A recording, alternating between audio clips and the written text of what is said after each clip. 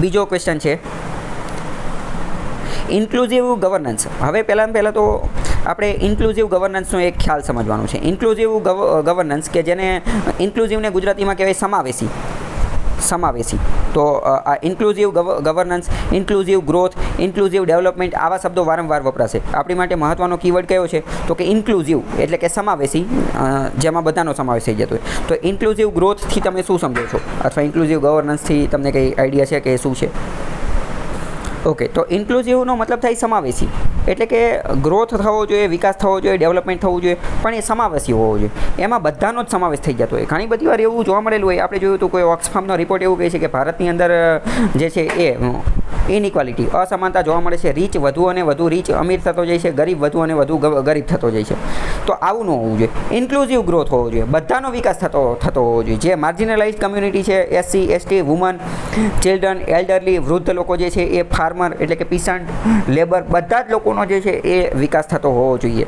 બરાબર? તો એને આપણે કહીશું ઇન્ક્લુઝિવ ગ્રોથ. ઇન્ક્લુઝિવ ગ્રોથ ખ્યાલ આવ્યો? ઇન્ક્લુઝિવનો મતલબ શું? બધાનો સમાવેશ થઈ જવો જોઈએ. સમાવેશી વિકાસ છે. ગામડાનો અંતરિયાળ વિસ્તારમાં રહેતો વ્યક્તિ, પહાડી વિસ્તારની અંદર, રિમોટેસ્ટ એરિયાની અંદર રહેતો વ્યક્તિ, કોઈ પણ હોય તો એ બધાનો જે છે એ સમાવેશ થઈ જવો જોઈએ. તો એને ઇન્ક્લુઝિવ ગ્રોથ કહેવાય. ખ્યાલ આવ્યો કંઈ? હા, તો હવે શું કહે છે કે ઇન્ક્લુઝિવ ગવર્નન્સ માટે ઇસેન્શિયલી સૌથી વધુ મહત્ત્વનું કયું છે? પહેલું એવું કહે છે કે NBFC, non banking financial company જે છે NBFC, એને આપણે બેન્કિંગનું કામ કરવા આપી દઈશું. એટલે ટૂંકમાં ઇન શોર્ટ એવું કહે છે કે બેંકનું કામ કરવાનું જે છે એ આપી દઈશું. બેન્કિંગ સેક્ટરની અંદર વધારો કરશું. પહેલું એવું કહે છે.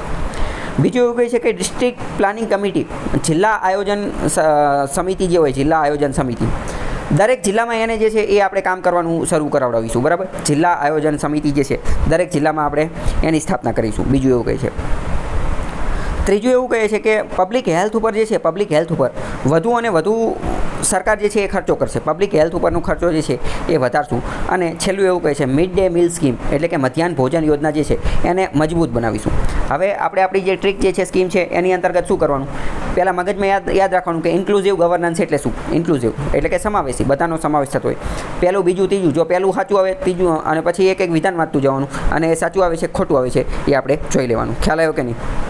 બરાબર. ત્રીજું અને ચોથું એ તો સાચા જ છે કે એમાં કોઈ પણ પ્રકારનું ઓલું છે નહીં. બરાબર? કે કારણ કે પબ્લિક હેલ્થ ઉપર ખર્ચો કરશે તો ઇન્ક્લુઝિવ સમાવેશી થશે તે. કારણ કે પબ્લિક હેલ્થ ઉપર સરકાર ખર્ચો કરે મતલબ કે સરકારી દવાખાના. તો સરકારીમાં તો મુખ્યત્વે જે ગરીબ અને વંચિત લોકો જે છે એ જ જવાના છે. અમીર લોકો તો ક્યાં જવાના છે? અમીર લોકો તો પહેલાં પ્રાઇવેટમાં જવાના. એટલે ત્રીજું સાચું છે. અને ચોથું સાચું છે કારણ કે મિડ ડે મીલ, મધ્યાહન ભોજનમાં પણ એ લોકો જે માર્જિનલાઇઝ કમ્યુનિટી જે છે એ જ ઉપયોગ કરવાના છે. બરાબર? તો કન્ફ્યુઝન શેમાં છે હવે? ચલો. હા, બરાબર.